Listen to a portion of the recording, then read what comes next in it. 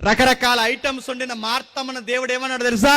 నువ్వు వండకపోయినా పర్లేదు, ముందు నా నోటు అంటే ఏం మాటలు వస్తున్నాయో వినమ్మా అన్నాడు. ఆవిడ సీరియస్గా ఏముందంటే, ఈ పరిచర్యలో నేను తెగన వెలిగిపోతున్నాను, మా సిస్టర్ని పంపించరేంటి మై లాట్ అంది. దేవుడు అన్నాడు, నోరు మూసి ముందు వచ్చి ఇక్కడ కూర్చో అన్నాడు. అంటున్నాడు, విను, వాక్యం విను.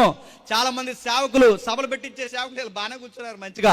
చాలా మంది సేవకులు వాక్యం చెప్తుంటే అదో లుక్ ఇస్తారా, లుక్ ఎడు చెప్పిన మాకు తెలుసులేరా అన్నట్టు అన్నవాడు. మాకు తెలియదు, వినరండి, అలా వెళ్ళిపోతుంటారు చెప్తుంటే అడుగుతున్నాను. మరి మేము చెప్పేదేంటి? నా సొంత మాటల వాక్యమేగా చెప్తున్నాను.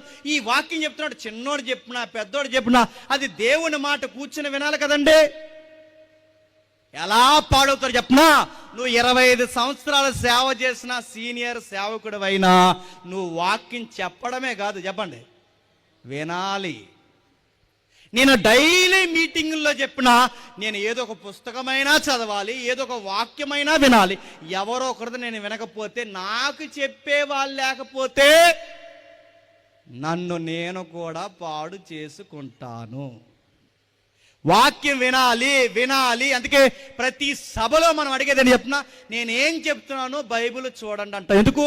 ఆ బైబిల్ చూడకుండా నువ్వేం వింటావు?